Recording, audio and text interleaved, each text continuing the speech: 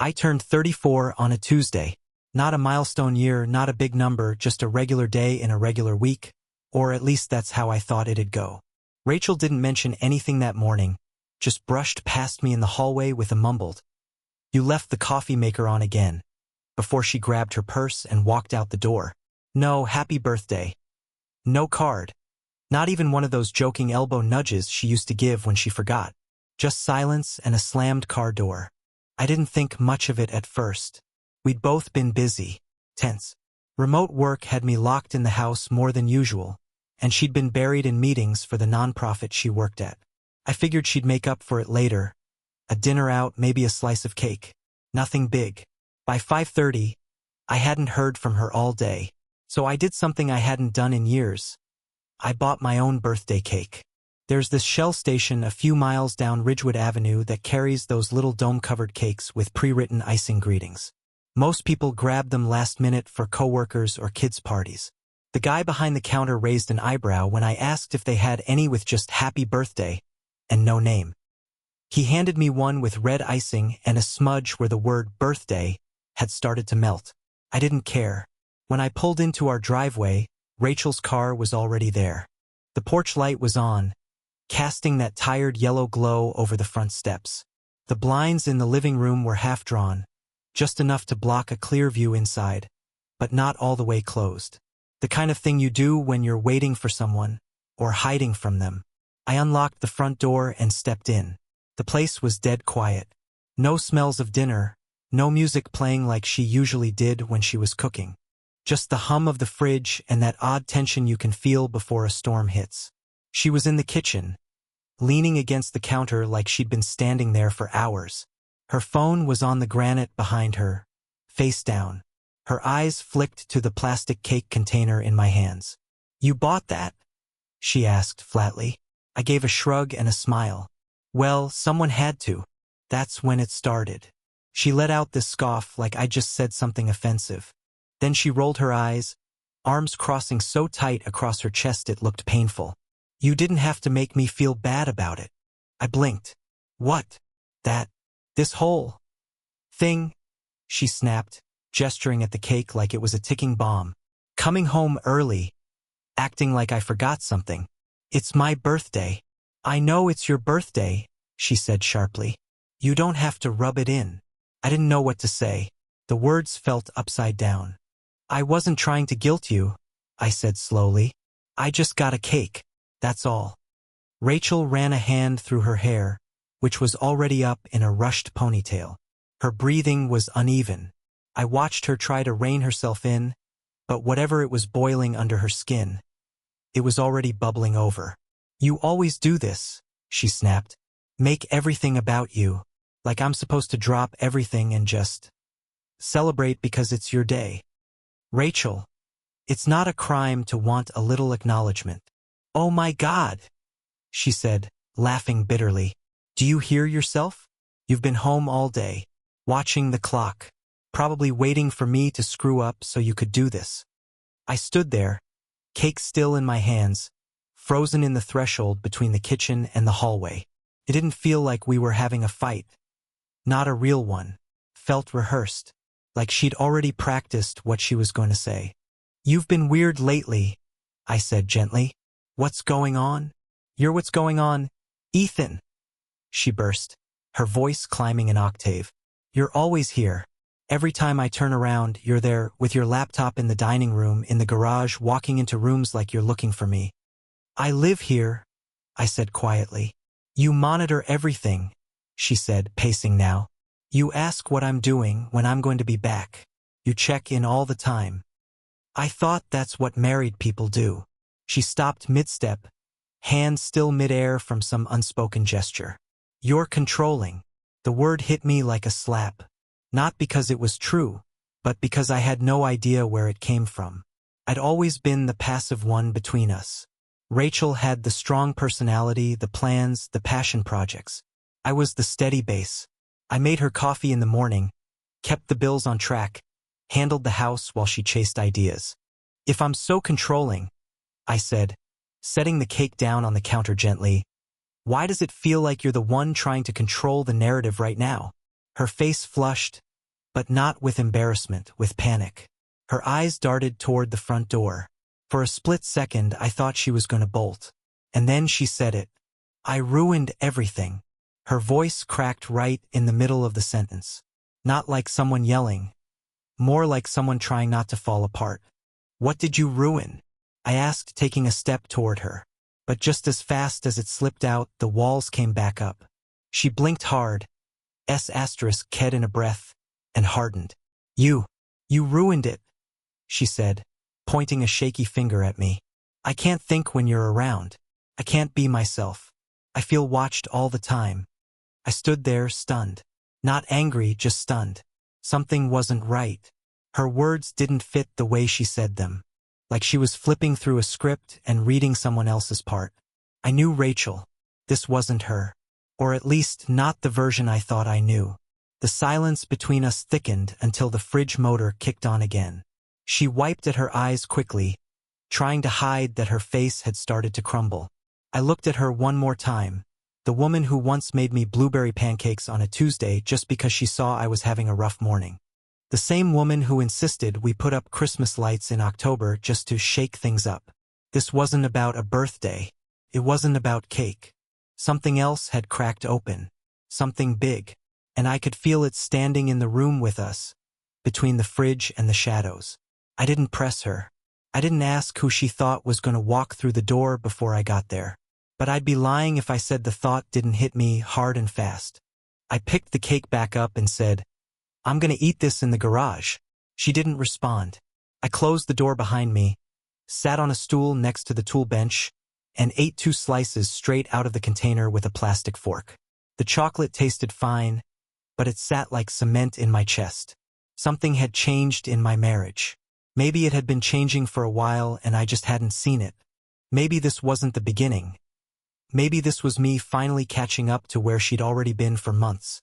But that was the night I stopped telling myself everything was fine. That was the night I saw it, the first red flag. After that night, the birthday night, something inside me shifted. I kept thinking about the way Rachel had looked at the door.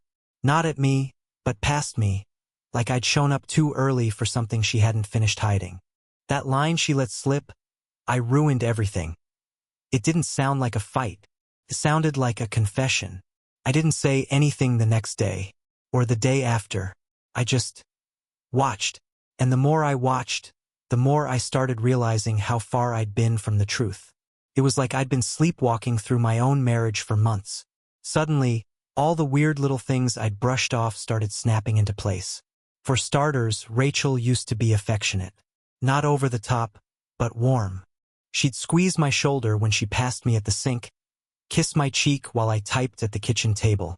But around 6 months ago, that just stopped. First, I chalked it up to stress. Her workload had spiked, especially with that new community housing project she was coordinating. She was working long hours, often from coffee shops or client spaces that didn't have Wi-Fi, or so she said. But it wasn't just that she stopped being warm. She started being cold. Every small thing I did seemed to irritate her, whether I was asking how her day went or just reminding her to take her car in for an oil change. She'd sigh like I was pestering her. Or worse, like she was disgusted. She flinched sometimes when I touched her. Like a hand on her back made her skin crawl. That hit me the hardest. It was subtle but consistent. Pulled away hand here. A stiff smile there. That kind of withdrawal isn't loud, but it builds up like sediment. I started to feel like a guest in my own home, or worse, like an inconvenience. Then there were her phone habits. She used to leave it lying around. Sometimes it'd buzz at dinner, and she'd laugh and show me a meme her friend Emily sent. But over time, she started keeping it face down. Silent mode. Notifications off. She'd angle the screen away from me, even when she was just replying to a text. If I happened to glance over, she'd tilt the screen instantly, like a reflex. That's when I started wondering, was she hiding something? Or had she already hidden it, and now I was just watching her maintain the cover? There were mood swings, too. 1 minute she'd be cold and distant, and the next she'd act like everything was normal. Making small talk, asking what I wanted from the store, tossing on a smile that didn't quite reach her eyes. It didn't feel like love. It felt like someone playing a part. I remembered this one night in particular. A month or two before my birthday. I made dinner. Not anything fancy, just grilled chicken and roasted potatoes the way she liked it. I lit a candle, opened a bottle of wine, even put on that old Norah Jones record she used to play when we first moved in. She came home, looked at the table, and the first words out of her mouth were, "Is this supposed to be a thing?" I laughed, trying to keep it light. "Just dinner. Haven't seen you much lately." She sighed, set her bag down hard. "You know I have deadlines. I don't have time for this. That's what she called a dinner made by someone who loved her. She microwaved leftovers instead. Back then, I told myself she was just burnt out, overworked, maybe even depressed. I started suggesting we take a weekend off, maybe drive up to Savannah, stay at that little inn we loved. But every time I brought it up, she had a reason to shoot it down. No time. Too tired. Next month, maybe. Always later. Never now. I even floated the idea of couples therapy once, just to check in. I called it, to make it sound casual. She looked at me like I'd asked her to jump off a bridge. "I'm not doing that. That's for couples who are breaking up." I asked, "Are we breaking up?" She didn't answer. Another time, I caught her crying in the bathroom. It was late, close to midnight. I'd gotten up to grab water and heard her sniffling behind the door. When I knocked, she went silent. "Ratch," I called. "You okay?" A beat. Then, "Just tired. It's nothing." She came to bed 10 minutes later with puffy eyes and a smile so fake it made my skin crawl. "Everything's fine," she whispered, curling away from me. "Don't worry." That phrase, "don't worry," turned into a wee *p*n over the next few weeks. If I asked about her coming home late, she'd say, "Don't worry, it was just Emily." If I asked about the guy from her office who'd been texting her at weird hours, "Don't worry, he's just a client." If I asked why she'd suddenly canceled our anniversary dinner last minute, "Don't worry, something urgent came up." I wanted to believe her. I chose to believe her, because the alternative meant my whole world was shifting under my feet, and I wasn't ready to admit that yet. But after my birthday, I couldn't unsee it anymore. I started looking back at the last 3 or 4 months, replaying them in my head like security footage. The emotional distance, the weird phone behavior, the way she kept rewriting our history in little ways, saying I never supported her, when I literally built her home office myself, saying I pressured her, when I constantly asked what she needed and gave her space. She even started calling me boring. That one hurt. "You're just so predictable," she told me one morning over coffee, scrolling through her phone. "You don't want anything out of life. You're safe, like a weighted blanket." I thought that was a compliment at first. I laughed. "Well, blankets are cozy." She didn't laugh back. "You just don't get it," she said, staring at her screen. "Never mind." Looking back, I think she'd already made up her mind. Not just about me, but about us. She just hadn't told me yet. That was the pattern. Shut down, pull away, and then flip it back on me. Like I was the reason for her unhappiness. Like my love had become a cage she needed to escape from. But I know myself. I know how I treated her. I showed up. I listened. I supported her when she quit her job to freelance for 6 months. I never asked her to be anyone but herself. The real question wasn't whether she'd changed. The question was, why? And even though I didn't have the answer yet, I could feel it coming. Like a storm rolling in off the coast. I just didn't know how close it already was. It happened on a Wednesday night. Nothing remarkable about the evening. Rachel said she had a Zoom thing for work and asked if I could wear headphones so she wouldn't get distracted. I obliged, like always, and holed up in the guest room with my laptop and some leftover pasta. Around 10:30, I came out to get a glass of water. The lights were still on in the living room, but she wasn't on a call anymore. She was on the couch, scrolling her phone, totally absorbed. She didn't hear me come in. I paused in the hallway, not trying to snoop, just watching. Her expression was strange. A kind of private little smile that didn't belong to me. And then I saw it. Her phone lit up. A text banner slid across the top of the screen. Nate, camera 2 wine glasses. A motel. A hand, definitely not hers. I froze. My heart thudded so loud I swore she could hear it. But she didn't even look up. She tapped the message open. Scrolled. Smiled again. And then she caught me. She looked up, startled. Eyes wide, guilty, like a raccoon caught raiding the trash. She turned her phone over in a blur. "Didn't see you there," she said casually, but her voice cracked at the end. "I was just finishing up." I nodded slowly. "Cool." That's all I said. Just cool. Then I grabbed my water and went back to the guest room like my insides weren't on fire.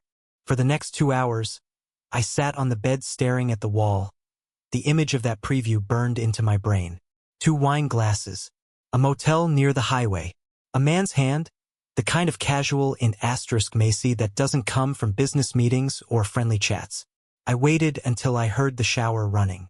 That gave me my window.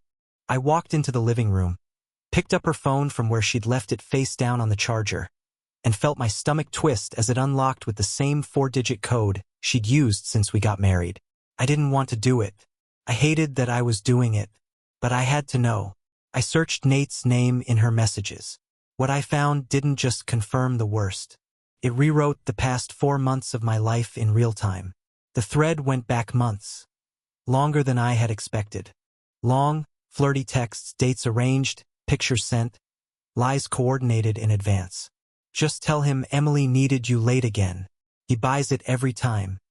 He's too predictable. You're lucky he never asks questions." I booked the same motel as last time. Room 214. "You still want red wine or should I grab tequila?" I felt sick. It wasn't just that she was cheating. It was how methodical it all was. How smug. She wasn't scared of being caught. She wasn't even cautious. She was confident. She counted on me being passive, trusting, stable. Convenient. That word came up more than once in the thread.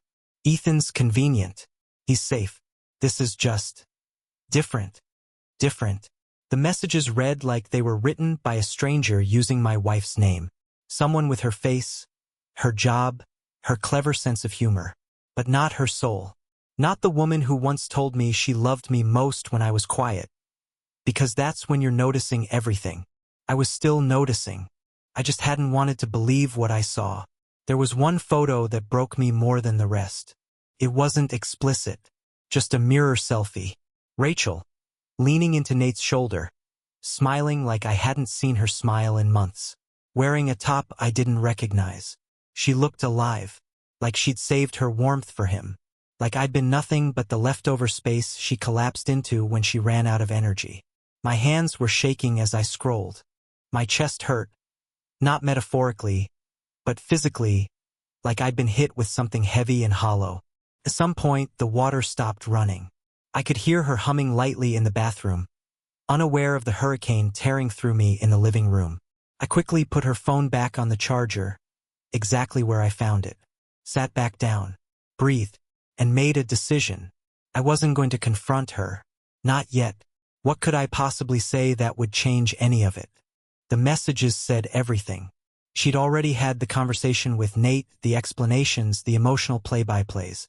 I was a footnote, a background character in her own private story.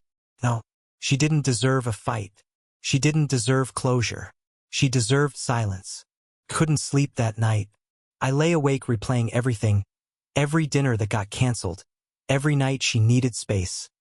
Every time she made me feel like I was crazy for noticing her distance. It was all strategy.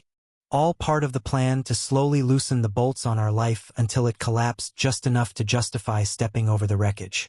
What destroyed me most was realizing how careful she had been about protecting her version of reality. The one where she was misunderstood, overburdened, underappreciated. Where I was a soft, boring man who didn't see her. But I saw her. God, I saw her. Every version.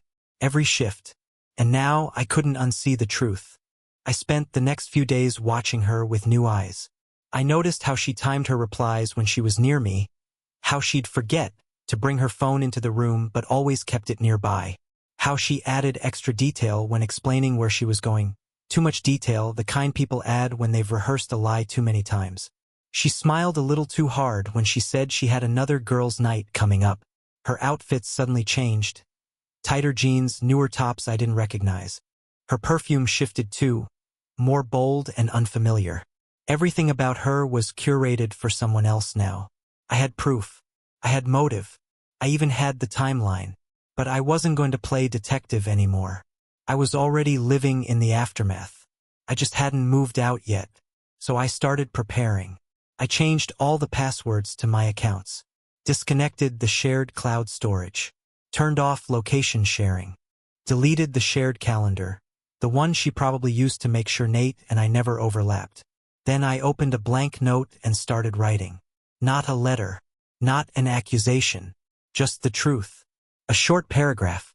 For sentences. No rage. No begging. Just this. Rachel, I saw the messages. You made your choices. So now I'm making mine. I left it on her nightstand. The night before her next girls' night, I packed a small duffel bag. Just enough clothes for a few weeks. Took my laptop, chargers, a few notebooks, my toothbrush. The only framed photo I still recognized. The one of my dad and me building a treehouse when I was 12. At 11:40 p.m.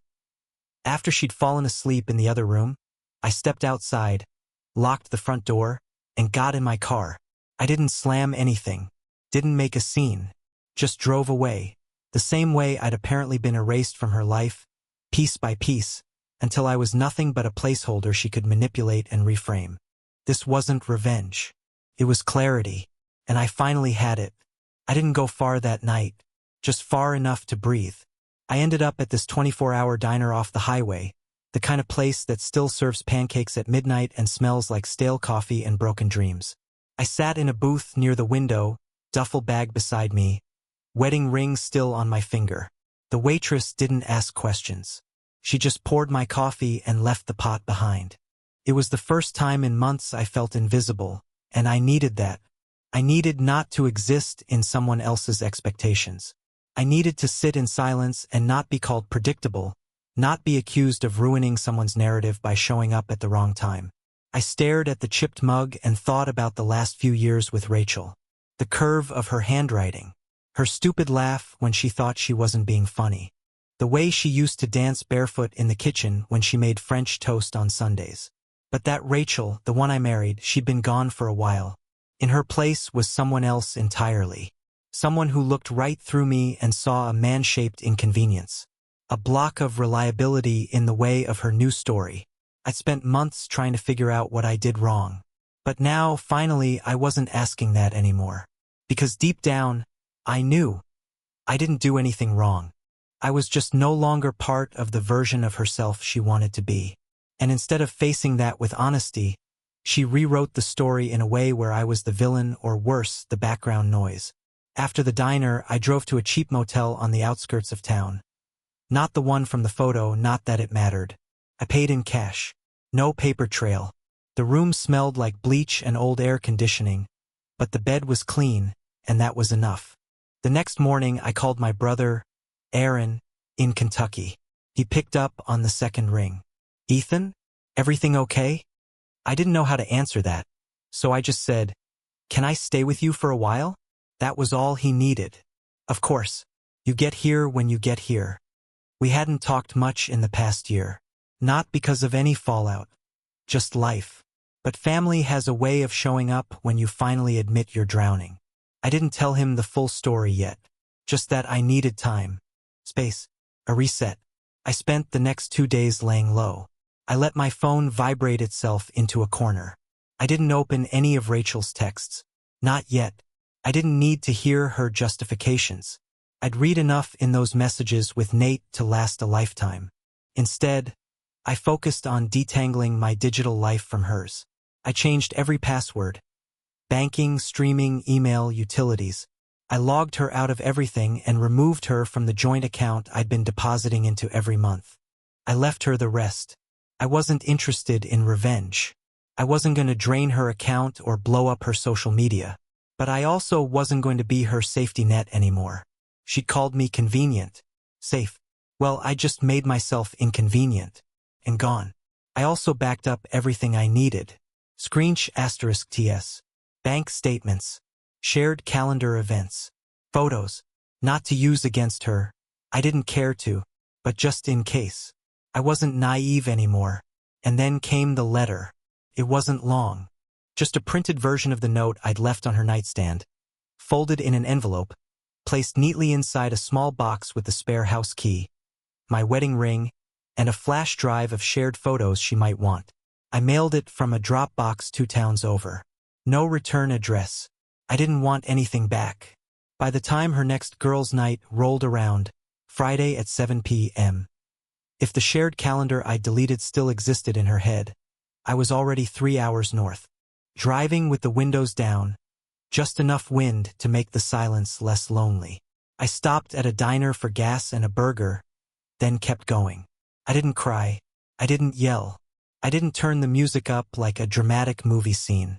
I just drove. And I thought about how easy it would have been to blow it all up. To send the messages to her friends. To Nate's wife if he had one. To leave a trail of fire behind me like some soap opera revenge plot. But the truth is, I didn't need to, because Rachel had already set the fire herself. I just stepped out of the way before it reached me. And the longer I sat with that, the more peace I felt. What made it hard, what still gutted me, was the fact that I never got to be angry. Not in front of her. Not in a scene she could react to or twist into evidence of me being too emotional or controlling. No. I left with the one thing she never expected. My dignity. She thought I'd fight. She thought I'd fall apart. She probably had a speech ready. A meltdown narrative rehearsed in her head where she could play the part of the overwhelmed wife who made a mistake, who needed space, who didn't mean for it to go so far. But I didn't give her the satisfaction. I didn't stick around for the guilt-laced monologues or the tears calibrated for sympathy. I just disappeared. Not to punish her, but to protect myself. Because by the time you have to prove your worth to someone, it's already too late. I made it to Aaron's place by Saturday evening. He lived just outside Louisville, in a quiet neighborhood where the loudest sound was a dog barking 2 blocks away. His guest room had plain white walls, a navy blue comforter, and a lamp that hummed when you turned it on. It was perfect. I spent the first few days sleeping. Long, heavy sleep. The kind you don't get when you're sharing a bed with someone who doesn't love you anymore. The kind you don't even realize you've been missing. Aaron didn't ask many questions. He just let me be. Every once in a while, he'd slide a cup of coffee my way or leave a sandwich on the counter.